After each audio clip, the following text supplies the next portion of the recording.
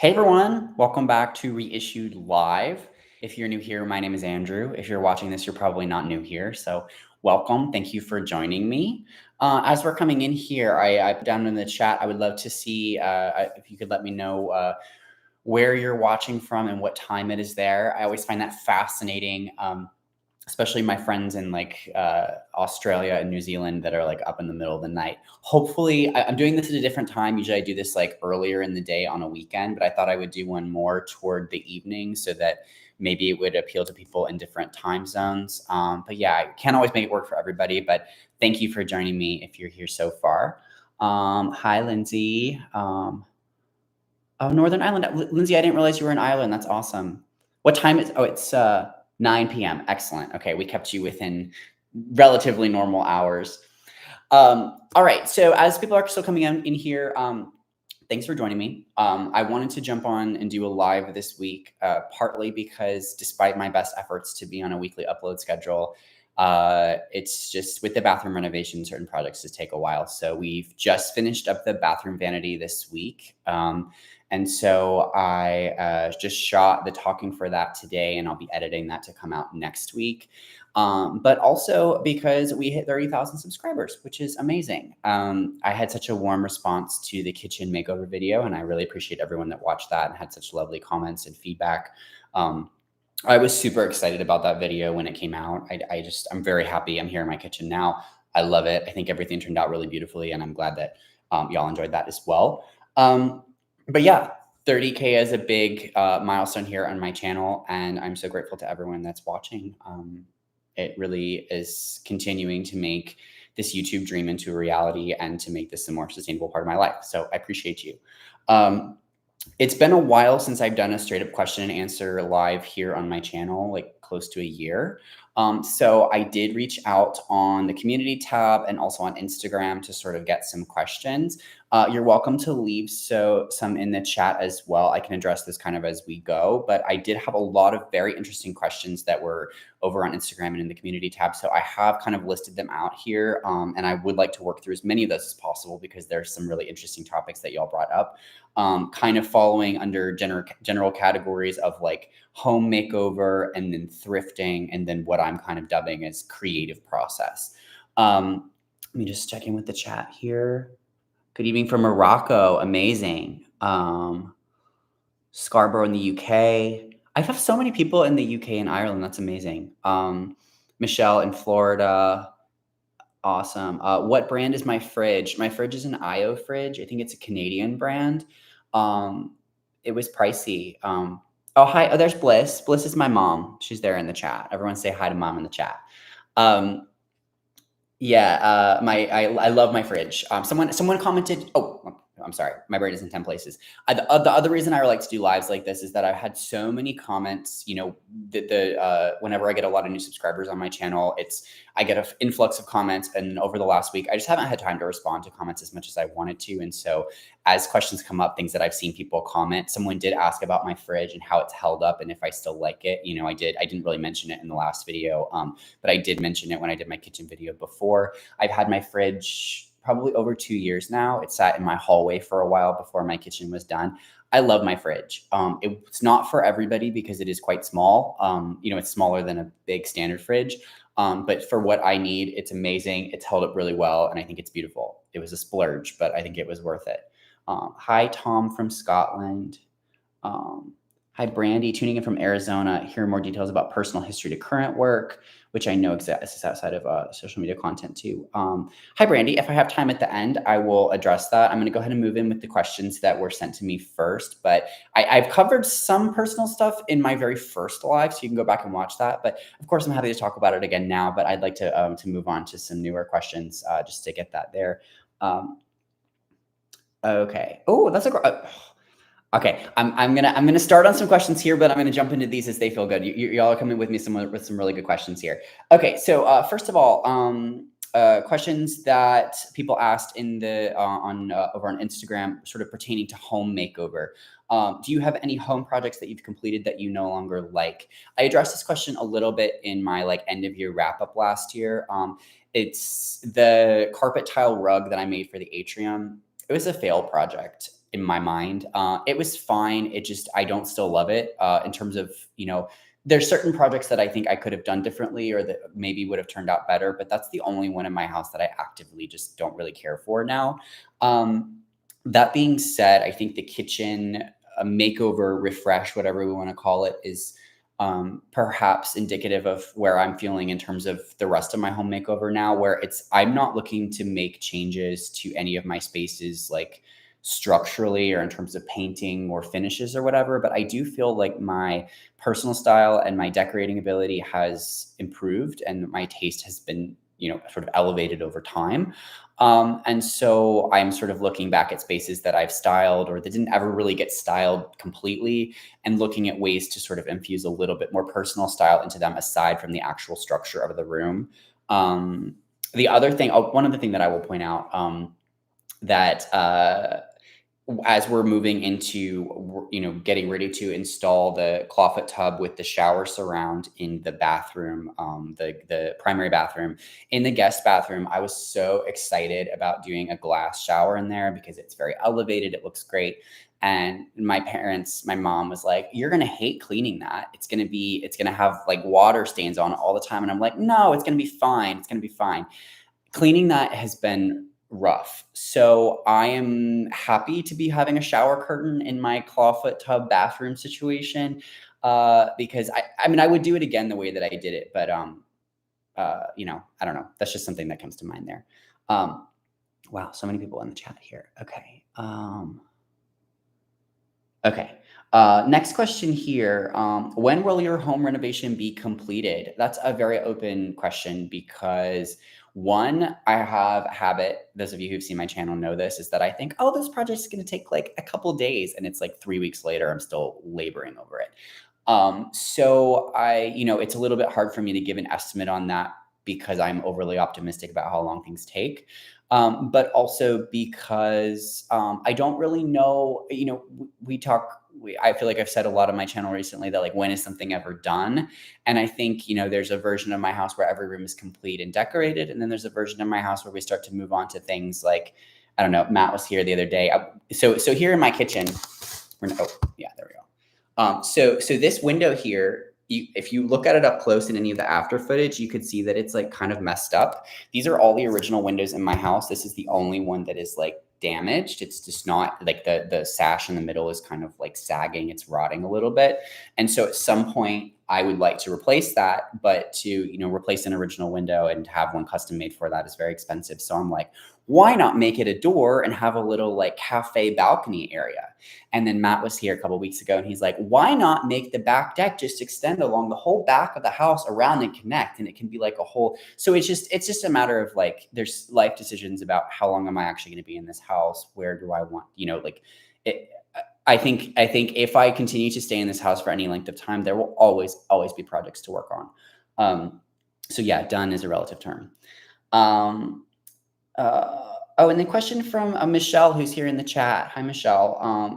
She asked about my favorite house project or my most clever refurbishing. Obviously, I have a lot of love and passion for a lot of my projects because they take so much time and because, because they take so much time, it's very customized to my style and my space. And I love that. I think if I had to choose one favorite, I think it would probably be the built-ins in my bedroom. That was the project where we took the useless little closet, the ULC, and removed it and put this entertainment cabinet built in there. And that project is close to me for a couple of reasons. First, I think in terms of what that room feels like, as a restful place. And we'll get to this later with Lisa's question that I have here, but with a restful place to be in the bedroom, I think having a fireplace in there is wonderful. It's very cozy, but having a built-in there too with books, it just has a certain kind of feeling that's really lovely to be in a bedroom. But also, as I mentioned in that video, I work at the Restore. And so, obviously I have a passion for repurposing and recycling as much as I can. It makes me sad to see things go to waste.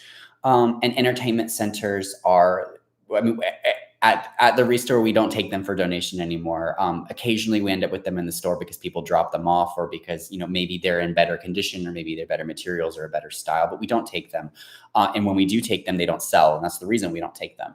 And so I was, that project is a double whammy for me because I really like how it turned out. I think the way, it looks so beautiful, but also it's especially meaningful to me to take something that literally I know that it would have gone in the dumpster if it didn't come to my house.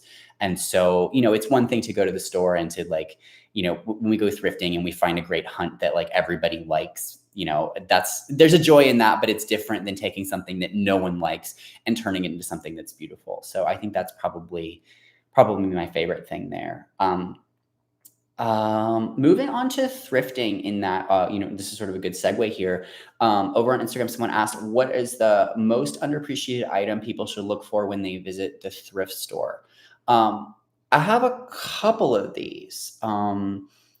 First of all, I'm thinking a lot of my last DIY diagnosis video.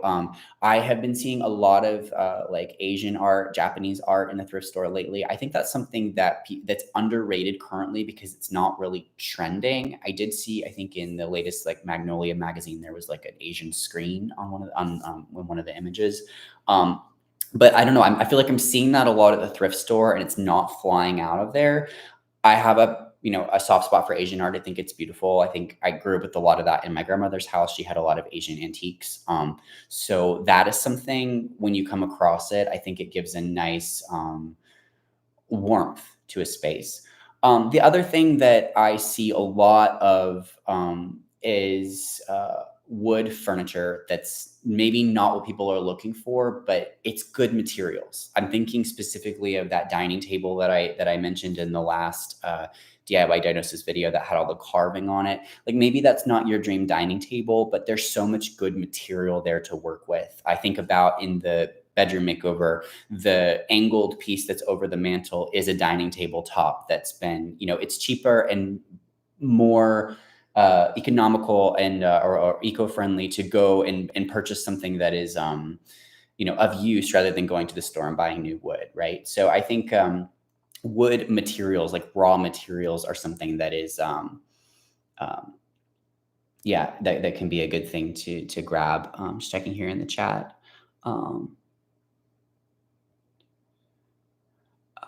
Since we're talking about thrifting, do I have a favorite thrift store in Chicago? So I have a video on that, the shopping every thrift store in Chicago video and rating them. I did not go to every thrift store in Chicago, as many people in the comments like to point out. That is the nature of being a YouTuber. Sometimes we exaggerate a little bit to get people to click on the video, because if I said going to every thrift store in one area of Chicago, that would not, get a lot of clicks, I don't think. But within that, I loved the Restore in Chicago. I wish that was closer to me because they had a lot of really good stuff there, and I thought their prices were decent. So the Restore in Chicago for sure. I also mentioned in that video, there's a store called, I think, Richard's Fabulous Finds. It's like men's vintage wear. It's not really a thrift store. It's more of a vintage place. It's a little bit pricier, but it definitely is a really unique experience to go in there. So let's see. Hi, Birdie in Texas.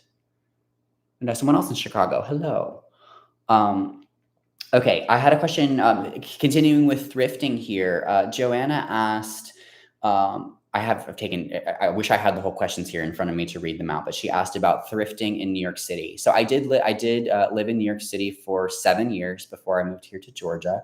My thrifting experience at that time was very different because I was in a rental apartment and I was there with roommates. So I really didn't get into decorating my space. I always brought stuff with me from my personal room, but it tended to be the same stuff that moved around from place to place, things that I already had on hand.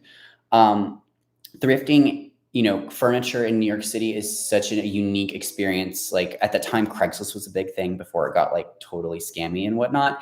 But because no one has a car and no one knows how to get rid of anything, you can just get so much good stuff for free. Like I remember when I went back afterward, I was there over the summer and I was in Williamsburg, and there was just like this beautiful dresser, just like on the curb, free, I guess. But no one has, but you don't have a car, so no one can pick it up, right? So my best advice for that, there were a couple of times I ended up getting some IKEA pieces, so it wasn't anything crazy or unique, but I hired like a TaskRabbit truck to go with me to the location and to pick up the things and take them home and to help me with them up the stairs. Um, but otherwise, with New York, I was very. I mentioned this in the Chicago video, but it's kind of similar. Even for clothing, I was very into thrifting for clothing at that time. But most of the good clothing ends up in like a Buffalo Exchange or a Crossroads or something like that. I never found Goodwill to be a particularly fruitful experience in New York because it's so picked over. It's such a saturated market. But honestly, that's one of the things that I love most about being here is that it's, obviously the thrifting market here is sort of ticked up as well, but you can get more unique finds here, I think. Um, okay. And then someone asked, let me see if I can find this question because I thought it was funny. Um, Hang on just one moment. Um, this is from Whitgob. Do you think thrifting and repurposing makes you smarter? As in, do you think it's a beneficial process to help you think outside the square? I don't know if that's outside the box. I don't know if that's thinking outside the box. Ultimately, yes, but I think I want to go into some detail there. I think it's funny. So we're just coming off of the video where we did this bathroom vanity thing. So you'll see that next week. But we had a thrifted vanity and we wrapped it with this walnut plywood that I got at the Restore. And my parents and I worked on that project a lot. And there was so much problem solving at every single point. There was, math and engineering and every single thing there. So I think there's a certain amount of I think it keeps your brain sharp to be doing the work in that way. I also think some things that I talk to my parents a lot about when we're sort of brainstorming. They work with me a lot behind the scenes, chatting about when we're coming up with ideas for a project. What's the best way to do it, and what are all the options? And we talk sometimes about this sort of hypothetical creative thinking and like being open-minded, where it's like, okay, we have this one thing, like not thinking of it as that thing, but what if it could be something else? Or, just having hypothetically, if we wanted to have this look in a space, how would we achieve that? So I think there's a certain amount of you can take things like this is always meant to be this, like a vanity is always meant to be a vanity, or a good example there in the bathroom, that kitchen cabinet that's now open shelving, rather than seeing it as what it came from or what it started as to sort of have the vision to see it as what it could be. I think that's an interesting exercise in open-mindedness and creativity as much as smartness. And then I think if we're talking about building skills here through this kind of creative medium, I think one of the things that I've been thinking a lot lately, as you get older, you sort of you get to know yourself better, and you start to realize what are your weaknesses as a person, but then what are your strengths that you never really thought about as a strength because it's always been with you, right? And I think one of those things for me is I think that I have sort of a tremendous faith that things will work out and that my ideas will come to fruition. I think it's very easy to not I don't know, have the faith in yourself to see things through to the end. And so I think that's something that I really, it's something that continues to build in me. Maybe it's something that I had naturally to start with, but I think that's something that for those of you that are DIYing out there, renovating your spaces, I think that's something that comes over time. When you have an idea for something and you see it come to fruition, it gives you a better faith in yourself and a better faith in, I don't know, I talk about the fate factor in thrifting, a better faith in the universe that things will get handed to you when it's time for those things to be handed to you, right? All right, let's address some comments here in the chat. Birdie says, now that you're a big YouTuber, our business is offering you free stuff to trade to plug them. It seems that most vloggers I watch have that kind of deal with Article or Brooklinen. So my first sponsored video, which was the bedroom reveal last year, was sponsored by Brooklinen, which was amazing. They were great to work with. And what a great first sponsor to have. Actually, yes. So in the bathroom renovation here, this upcoming video, I had a toilet sent to me by a brand called Horo. It's a smart toilet, like one of those like Japanese like fancy toilets. So that will be featured there. And then a couple weeks, or whenever we finish the bathroom, I had a like one of those shower surrounds with the built-in like shower and the faucet and all that. I did have a brand send that to me as well. It's a very expensive product. So I was very glad that they were willing to send that to me. I also have a couple of other little sponsorships coming up. So yeah, that is a perk of having this community build and having people watching my videos. Is not only does it make the renovation process more affordable, but also it does start to become a little bit more financially sustainable for me. And that means that I can focus more of my attention on creating more content, which is ultimately what I'd like to do. Um, let's see. I had another question here that I really liked. Oh yeah, love the kitchen styling video. And my question is, are you more of an intuitive decorator or a more organized one? Um, that's a difficult question because my impulse is to say that I'm more of an intuitive decorator. I think that I acquire things that I think are beautiful and then put them together and see what happens. I think I'm not necessarily, sometimes I'll look for something specifically and kind of know it's going to work. But ultimately, a lot of it is about putting things together and just trying things, which I think is a bit more, a bit more intuitive. In terms of organization, though, I do feel I've mentioned this in a past video, but I feel like the YouTube whole thing has made me become a lot more organized, or I don't know. I don't know that people close to me would say that, but it is difficult to be planning 10 steps down the line always. If we're coming out with a video next month, if we're going to be doing this, it's like, have we sourced all the materials for this? Is there a brand that's sponsoring this video? What are the requirements what are they asking for in exchange for the product?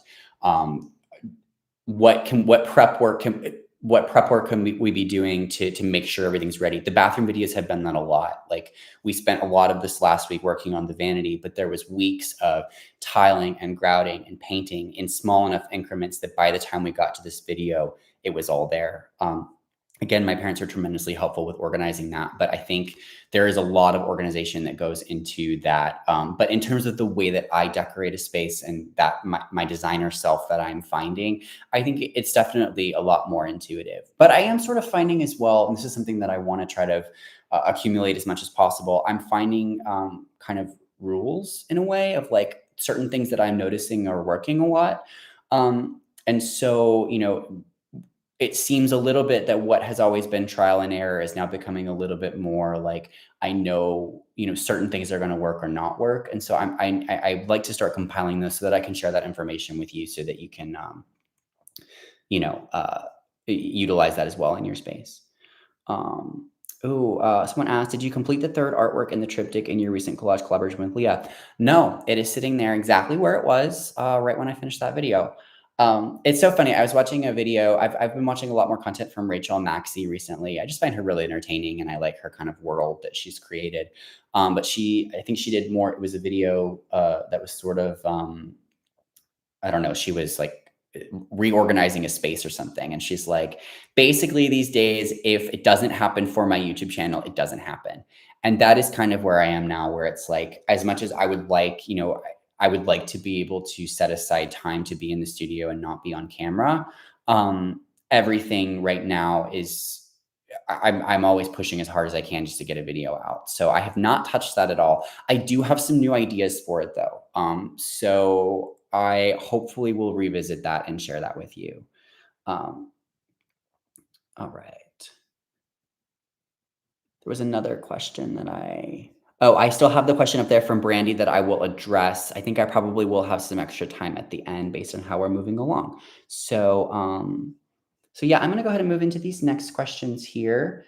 So this is what I'm calling kind of the like creative process general category.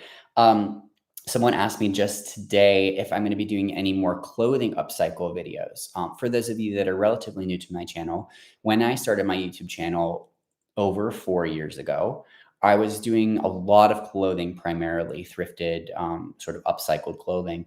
And at that time, it was before I bought my house. So I was living in an apartment. It was a beautiful loft apartment that was mostly done. So we did a couple of home projects, but everything was, mostly I just had time. I had time to paint. I had time to focus in more on clothing. And at this point, I think the likeliness of me working on clothing projects is a bit unlikely, partly because I have so many other projects to do in service of my home renovation. But also, I think that my audience has changed. Like, I think as I was doing clothing upcycling, I got a lot of views on a couple specific videos, but it didn't really grow my channel in the way that my focus on home renovation and thrifting in general has.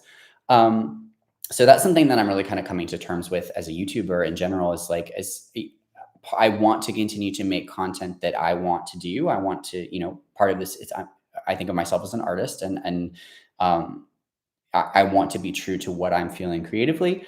But ultimately, this is starting to grow more into a business. And so if a video is not going to get views and it's not going to generate income, there's not a, it becomes harder to make those videos happen. With that being said, we are entering into autumn, and autumn is my favorite season for fashion. And I have been thinking a lot about, I don't know. I have ideas for clothes still. It still happens. And I have a brand, speaking of, sponsorships and things, I have someone that I think it's going to go through. They're going to send me a laser engraver and cutter, a laser cutter. And I think that will open up a lot of cool opportunities, obviously for woodworking and home decor related things. But I think also to work on fabric would be really interesting, to do some engraving on leather. And so then also in the back of my mind, at some point, let's gauge interest in this. I personally would love to have like a little, like, I wear hats sometimes, and I would love to have a little like baseball cap that has like a little leather patch that says reissued, like merch, but like classy, fashiony merch. So like that is something that I do foresee down the line. If there's interest in that, is there anyone that likes that idea? Would you buy that? Obviously, I don't want to pour a lot of time into something that, again, is not going to generate income. But personally, for myself, I would want to wear that. Same with like certain oh my God, t-shirt ideas that I have. I'm sorry, I'm very caffeinated today. Um, but yeah, I think that's something clothing might come across in a way that it hasn't before, in more of a merch capacity. Birdie said she would buy merch. Thanks, Birdie. I love you. All right. Okay. So this next one is a question from Lisa, and I want to read this one in its entirely. So it might take me just a moment to find it. Okay, here we go. I'm going to read her comment here. So this is from Lisa Jackson. Hi, Lisa. If you're watching, if not, you might watch this in the after. She comments on a lot of my videos. I've been trying to refresh all the rooms in my house for over 5 years now. It used to be kept neat and clean before I dove in the DIY world, which I love and have a deep passion for.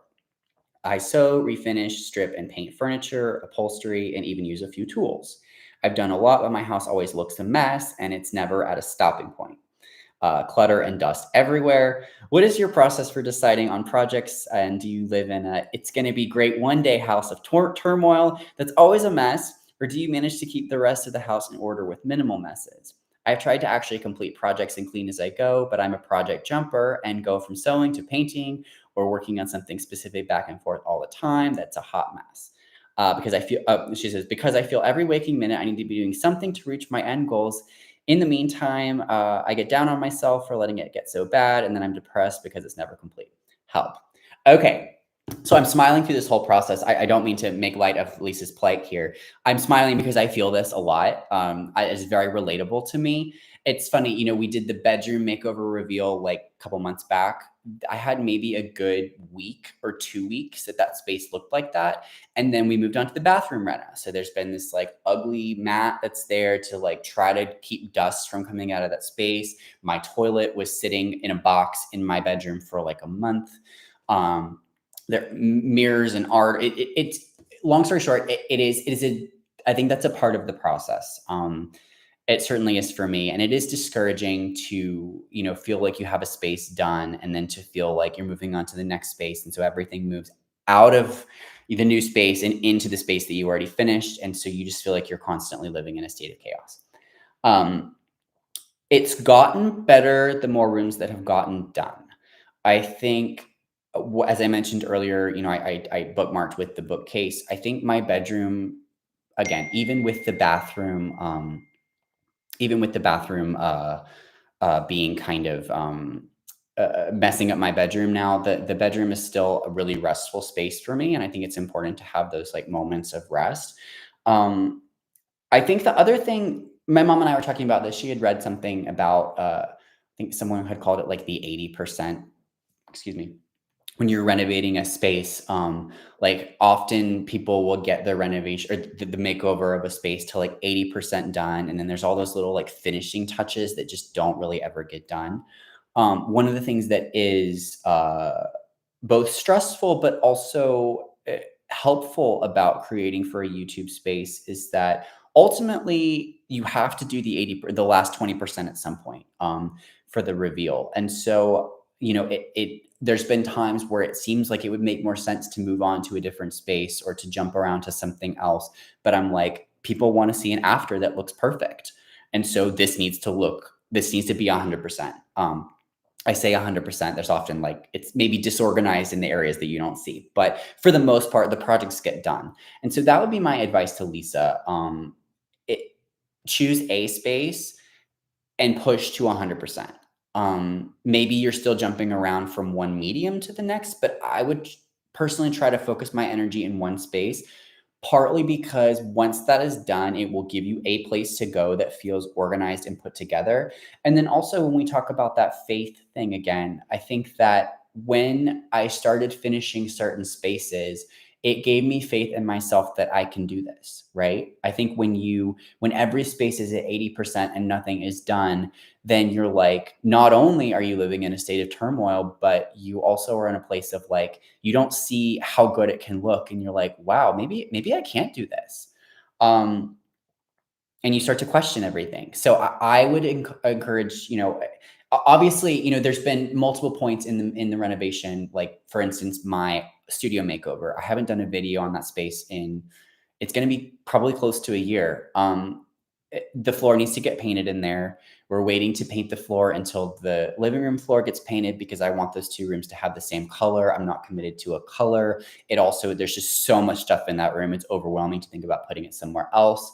So yeah, that room has been sitting at 80% for a while now. And I don't love spending time in that room because it does feel like it's at 80%. I always, I intended to edit in that space. I almost always edit in my kitchen because my kitchen, even before the refresh, felt more finished. Um, so yeah, there's certain things like that I think it happens, but I think if you can push to be at 100% on one space, I think that will help your state of mind, Lisa. But yeah, no, in terms of clutter and dust as well, I'm getting ready to do. I think I want to do like sort of Halloween decor video, mostly focusing on front porch stuff. And it's kind of ironic. Like I'm gonna, most people put up like little like spider webs for Halloween. I need to like take down spider webs. Every bench, every light fixture on the porch is just like spider webs and dust and pollen. It's gross. But you can only do so much when you're working to get everything done, right? So, um, it's gonna be okay, Lisa. I'm here for you. Um, okay, let's see. Let me get back to my other notes here. Let me see. Do we have anything in the comments? Oh, Michelle's a hat girl here. Okay, awesome. Um, on another note, surely there's a gallery in your area that wants to give you a show for your amazing art. That's interesting that you say that, Birdie. So part of we're gonna delve into a different thing here, and you're welcome to weigh in. I mentioned the last art video that I did. It's become harder for me to create art content here on YouTube because I feel like the work is more meaningful to me now, and so it feels harder to make it in front of a camera. Um, and it feels like if a video doesn't perform well, it makes me feel like it's attaching a negative feeling to my art this should be a positive feeling. Um, but yeah, no, in the last few pieces that I've created on my channel, I am thinking about a larger kind of gallery show experience. I did some writing while I was in Chicago that I'm kind of pulling inspiration from. And I'm finding, with the sort of yearbook images that I pulled from and this kind of general feeling of recalling the past and a sense of loss that comes with that. I think I see that as a whole gallery experience. So that is something that I'm very open to. My question with that is, when do I, someone, when they asked earlier about, have I finished that art? No, I have not made any artwork since that last video over a month ago. So it's about, when would that get done is my big question. Um, oh, Jim said this too. Yeah, if the 80% is there long enough, it becomes the normal. Absolutely. I think that's something that I've struggled with. You know, I when I bought my house, I had a unrealistic expectation that I would, you know, not, with my kitchen, for instance, I am not going to use my kitchen until it's 100% done. Okay. It took over a year, excuse me, over a year in between, cabinets going into the space to the room being fully done. you know, that would be a year of my life that I'm not cooking at all. So, and the reason I wanted that is because I do strongly agree with Jim that, like, when you're living in a space that's unfinished and it's at the 80%, you're like, oh, like, I guess that's fine. And you don't really ever go back and like stay true to what you wanted the space to be. But it is a realistic thing that we're living in our spaces as it's happening, most of us. And so it's a difficult thing to take on there. Um, So many lovely comments here. Um, okay, moving on to the next one. So this is from Leah from Planzella. Hi, Leah, if you're watching. She commented this over on Instagram. She asked, how do you find being self-critical on your own projects? I think this was a difficult one for me to answer because do I think of myself as being self-critical?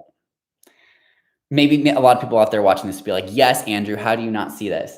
I think that I definitely am prone to perfectionism in the sense of, I was talking to someone about this recently. I think that sometimes people are like, Andrew, you have such great vision for things. Like, that must be so nice. And I think the thing that's difficult with that is I do have a very clear ability to see something in my mind's eye. And whenever I look at a space or, work on a project, I can see how good things could be.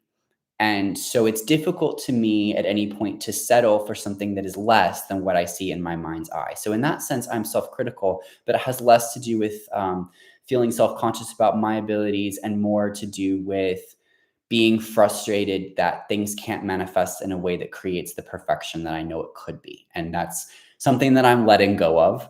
When BetterHelp sponsored me, I did actually do therapy for 3 months. So that is, a part of that. Yeah, accepting things as they are has been a thing for me. I do think, in terms of being self-critical, I think that responding to feedback is something that I am learning to be good at.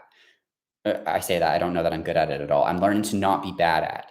Um, I think the only times that I feel self-critical is when I ask someone else for their opinion and they question my opinion. This is one, I think about this with a good example of this is when I mentioned in my most recent kitchen makeover video. I had sort of spent that day of cleaning and moving stuff around, and then Matt came to my apartment, and he was looking. He's like, "Oh, interesting," and I'm like, "Okay," and he's like, So I think he's like, "Don't take this the wrong way, but I just think that some things could be different," and instantly my like defenses went up for that. Um, it was good, and ultimately he was right. But and that's the thing. I've learned this working with my parents closely too, particularly with my mom. She and I are often at odds about the function of a space or how things she can work. Often I'm right about things, but often she's right about things too. And it's not that I am unable to. It's not that I don't want someone else's feedback. I think that when I introduce the question of doubt, it makes me shut down. Like, it's one thing. I think for a lot of my life as an artist creatively, I put blinders on and I'm like, I see it my way. I'm going to do it this way. And that worked for me. I think, I was pretty good at it. And so when it worked, it worked. When it didn't work and I needed someone to come in for feedback, I was not equipped to handle that. And so I think the thing I'm still working on is when someone, we talk about this in the comment section too. When someone introduces feedback, a lot of times that feedback is helpful. And so I'm learning to take that in without letting it totally crush my self confidence in my ability to do things. Does that make sense? I think so in short, I feel like I've been resistant to feedback on things because introducing the idea of questioning myself, I'm like, well, if I don't know that, what do I know? So yeah, that has been a process. So I don't know that I really answered your question, Leah. I think those sort of fall into self-doubt, but for different reasons. And then there's another question here that I really liked that I want to read to y'all as well. I just like the way, okay. Have you ever found a space to be too overstimulating in decor, and how do you scale back, or what's the balance? So I really like this question because this is something that I do think a lot about, and I don't talk about this often on my channel. But this is, again, the kitchen is a great example of that. That's top of mind because that was one of my more recent videos. But I think it's been interesting as I accept myself as a maximalist. And also I think, I think maximalism is sort of trendy now. So it's, that's a little bit more accepted across the board. But I think the thing that's difficult about maximalism is where do you toe the line into something feeling cluttered or busy or overwhelming? And that's something that I'm still finding. But I think I notice in all of my spaces, my kitchen is a good example. My studio is the biggest example. I have so much stuff in that room. And that's part of why I don't really love spending time in that room now, is there's just so much stuff. There's practical items that need storage. There's decorative items. There's just so much going on, and there's so much on every surface and everywhere.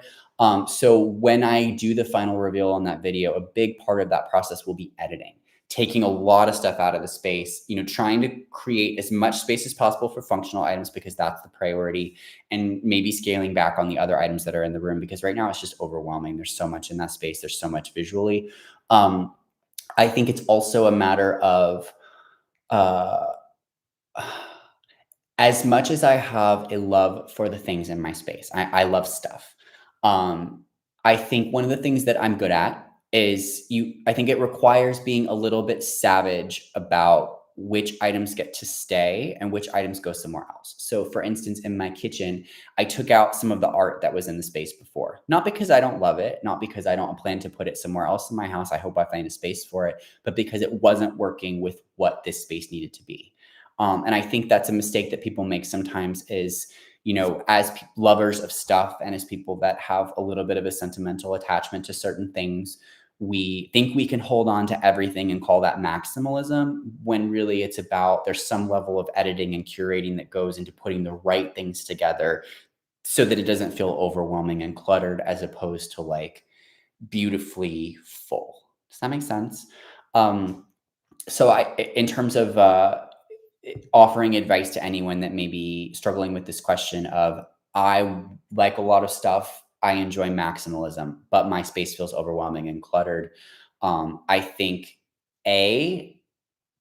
what doesn't need to be in the space is the first question. And then I think B, in terms of decor and beautiful things, if you want to have a lot of them in the space, what is the story you're trying to tell in the space? What's the color palette you're trying to stick to? Some level of editing in that process can be very helpful in keeping you from going overboard into like a hoarder house. Because I definitely live on the edge of hoarder house. All right. I think so. That is through all the questions that I had here. I'm going to take a look in the chat. If you have any other questions for me, go ahead and drop them in the chat now. I would love to hear from you here. I'm just going to read through some of the comments. Discerning Light says, I live in a small apartment and it can be a big problem for me. Yeah, I think that's something too. It's a little scary. I think about moving from when I was in New York and I had like a small bedroom and then like shared a little bit of a common space. And then I moved into my loft apartment, which was quite a bit more square footage and acquired more stuff. It's scary to me to think that if I ever leave this house, how much stuff I have acquired to fill this much house. But it is nice to have a little bit more room to spread out. But that's tricky within a small living situation, because you really have to be primarily focused on practical items. But that's not always fun. Oh, one question that I skipped past that I really liked. I don't know how I missed that. It was Erica's question. And I know that Erica's here. I think she went back to the beginning of the video because she was in late. She asked if there were any interesting, fun, scary, awkward thrifting stories. I racked my brain for this. And I don't, I think for the most part, I think most of my thrifting experiences happen at like a Goodwill or a Restore, which are not the most like seedy places, right? And then additionally, I've been lucky that most of my Facebook Marketplace or Craigslist interactions have been relatively positive. I haven't been in a creeper situation anyway. What I would say is the most awkward and difficult thrifting experiences have been getting Pax wardrobes secondhand. So I did this, if you watch back on my channel, when my dad and I drove to Tennessee to pick up the Pax wardrobes that we got on Facebook Marketplace from my bedroom. Those are the ones that we did the custom doors on. It was a very stressful experience to go to someone's house, and thankfully they were inside and we were outside, but we were there for like over 2 hours disassembling everything gradually. So it's just very awkward to be at someone's space for that long and to kind of be interacting with them in that way. It's one thing if you like meet someone, you're buying something on Facebook Marketplace, you're like, it's a lamp, here's a lamp, bye, never see you again. It's weird to be around someone for that long. And so on that note, when I was in New York, this goes back to the New York thrifting question as well, I thrifted a Pax wardrobe there as well on Craigslist. I got it for like $100. It was awesome. But it involved me being at some random person's apartment for like an hour, disassembling it while they were like sitting and having a conversation. Um, and yeah, it was weird. It was uncomfortable. But yeah, you got to do what you got to do. Um, let's see. All right, taking a look at some questions here. Cupcake Cups. How did you take a look at that Art Deco vanity and think it would be a good bathroom vanity? Um, that was one. It's very rare that I don't know, it's a combination of both. I had been looking for something like that. I knew that I wanted something custom that felt like a piece of furniture, so I was kind of on the lookout for that, and I've seen other people do something like that before. Um, that one just happened to come up at the right time, and it was in really good condition in the places that I needed it to be in good condition. Um, but yeah, no, I think that one, I think the part of that is, a bit important to keep in mind if you're looking at doing something similar, or if you're trying to reimagine pieces of furniture, is looking for ways like that's obviously too short to be a bathroom vanity as it is. A lot of antique furniture like that is just way short. And so putting the vessel sink on top was a big move for that. So I think, that was an important step in making that process happen for sure. Um, Let me take a look back and see if I have any other questions in here. Again, be sure to drop your questions down below in the comments. Okay. Returning to Brandy's question, tuning in from Arizona, would love to hear more details about your history, personal history to your current work. So yeah, I'm happy to do a little recap on this for anyone that's kind of new to my channel and new to me for the first time. So yeah, I grew up doing a lot of art in various capacities. That was something that was I always knew that I wanted to be an artist in some way, but it was a struggle because I wasn't necessarily talented at any one thing. Some people, their talent emerges, at a young age, and they get, it's very clear it happens in one place. And I was interested in music and dance and visual art and design and all these things. And so I ended up, I did a lot of dancing growing up. And so I ended up going to college for ballet performance. And I spent 7 years in New York kind of pursuing that career and that life. Particularly for choreography, it was something, here we're using past tense here. We're going to get to the meat of this here. Uh, Choreography was the thing for a long period of my life. That was my career. It was everything that I was working towards. It was what I wanted to do.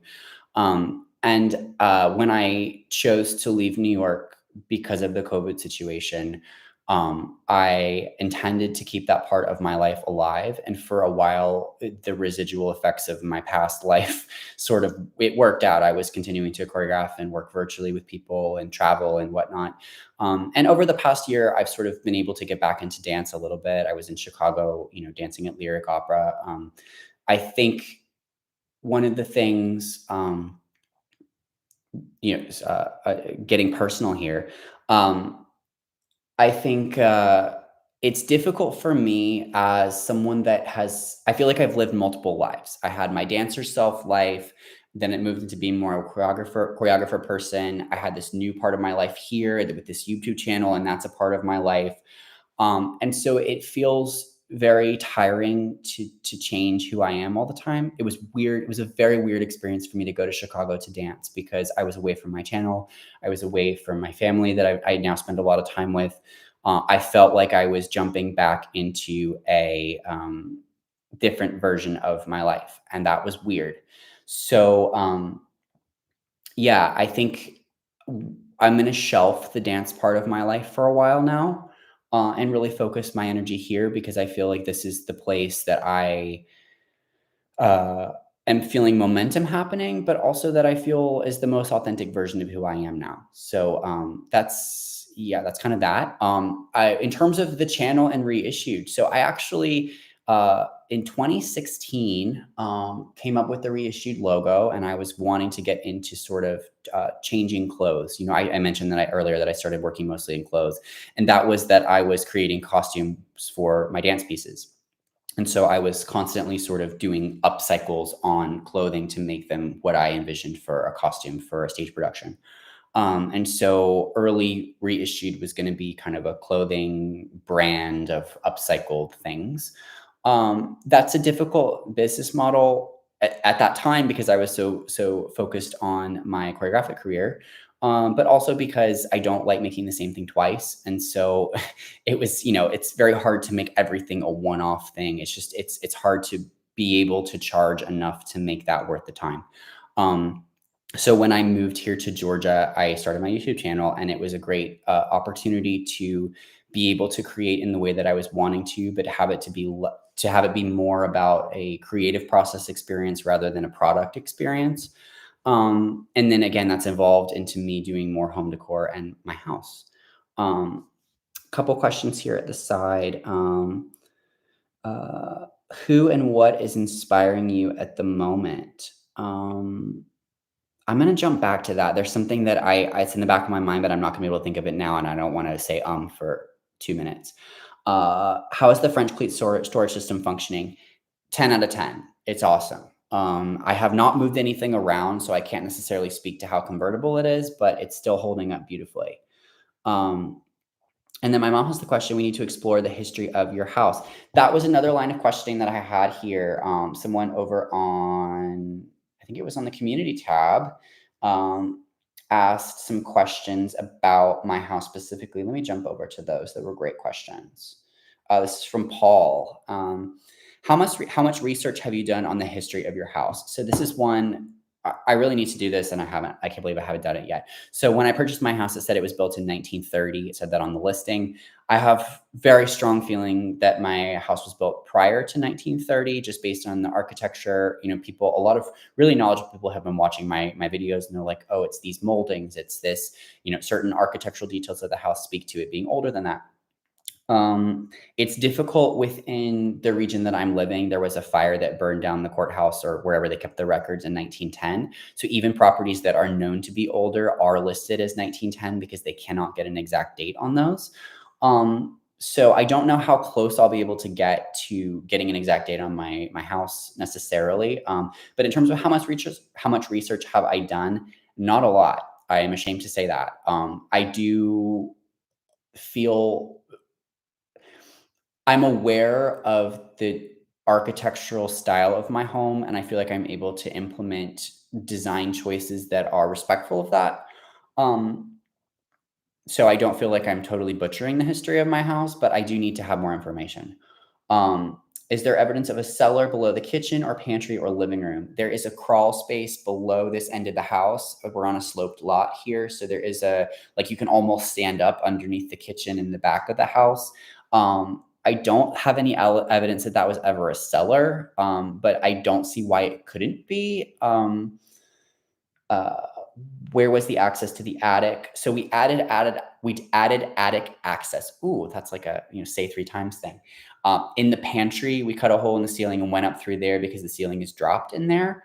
I think the original attic access was from the front porch roof, which is now covered in metal. So it's incredibly slippery. So it's nice to have alternate attic access for sure. Was there any evidence of a transom window above the front door? I have not seen any evidence of transom windows in the house at all. Again, I added the one when we added to the guest bathroom. I added a transom there because I do think that's period appropriate. One thing I will say is in the area that I'm living, there's a lot of historic homes. And so my research has been going around to different homes and seeing what features either are that appear to be original to that house or things that feel appropriate for that type of house. There's many homes around here that have transoms over the front door. I would love to do that, but the porch ceiling is not high enough to make that happen. Um, and then other question here, was the kitchen chimney entirely above the 12-foot ceiling? It was. It was all the way up in there above the 12-foot ceiling. Not sure at what point that was taken out. Obviously we took out the part that was up in the attic, but I'm not sure how that was the history of that. Um, let's see. Um, Someone said they're trying to picture the floor plan of it and keep getting lost. That is something. So I do yearly like house tour videos. When I did my one from last year, there were a lot of people commenting on that of not really understanding the floor plan of the house. That is something that I'm happy to do on the next video. That's usually the first video that I put out in the year. So I will pay more attention to giving you all a better sense of floor plan for that, because that is helpful when watching. Historical info about your home would be a great series to add to your channel. I absolutely agree. I think uh, I have seen the other thing I will say. I have seen there's an antique store here, and at one point there was a like an maybe 1800s map of this area. It didn't extend quite as far out of the downtown area into where my property is, but it was interesting to see how tracts of land were divided up. So I would. It gives me again. It makes me think that possibly this house was here at that same time. Um, let's see. Any other questions right here before we wrap up? So many nice comments here. Let's see.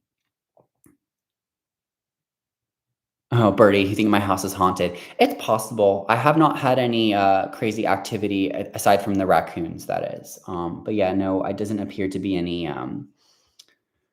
supernatural activity that I've noticed. Um, I'm just scrolling back through the comments here. Jim says, "Take time out for yourself. You wouldn't want YouTube to burn you out." We're on the verge of that sometimes. Uh, I'm doing my best to try to keep everything afloat there. Um, all right, I think I have time for one more question, if anyone has one. Brandy says, "Thank you for returning my question. I've enjoyed the personal glimmers and the better understanding and journey. What inspires you?" Well, thank you so much, Brandy. I'm happy to, it's again, I think I am grateful to you all as a community and everyone that's watching me, as I feel like you know I'm able to be a very authentic version of myself in this space, and I appreciate that that is something that is well received and met with a lot of kindness. I think it's often difficult to want to be very vulnerable about your life when you feel like, I don't know. I see people that create content that, over on Facebook with reels or whatever, and people are so hateful in the comments, man. So I am really grateful to everyone here that has lovely things to say. Again, I'll take feedback, but it's it's nice to have you all be so supportive. All right. So if no one else has any questions, I think I'm going to go ahead and wrap this up. Coming up here on my channel, things to be looking out for. Again, next week we're doing bathroom vanity. We've put lighting in that space. That's awesome. Floor is tiled, walls are tiled. So a lot of the structure of the space is in place. And so there'll be one more video on that for the bathroom reveal after. That'll be probably at least a month down the line. Let me know if you want to see some Discerning Light said that they want more art content from me. I'm happy to do that. I would love to jump back into that. I think that's also tends to fall into the category of like, I do notice that the views on that have gotten to be a little bit lower than what I would like to see. So if people are interested in that, be sure that you're watching. Otherwise, it makes it difficult for me to set aside the time to make that content. Um, um, Okay, a collecting says love art content. Okay, I'm noting that. Art people come out.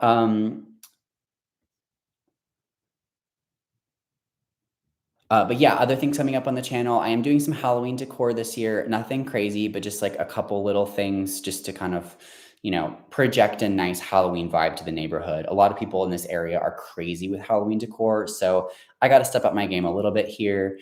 Um, and then once we finish the bathroom, we are probably going to make our way uh, I think probably we'll take a pit stop in the atrium there. You can see over here we have the kind of like table kind of setup. That's not the total top on the table, but I needed to get that out of the way. So we need to cut down the top just to kind of like see a bone, like the bones of what that space is going to look like. And then we'll probably hop over into the living room. We're going to be taking out the ceiling in that space, which is a massive, dusty, awful project. So that goes back to Lisa's question of my house being a dust factory again. The sooner we can get that done, the better for that. But yeah, thanks so much for joining me, everybody. I will see you in my next video. If you like this video, like this video. If you love my channel, share it with somebody that you think might like it. And I really, really appreciate you guys taking the time to watch today. I'll see you guys soon. Bye.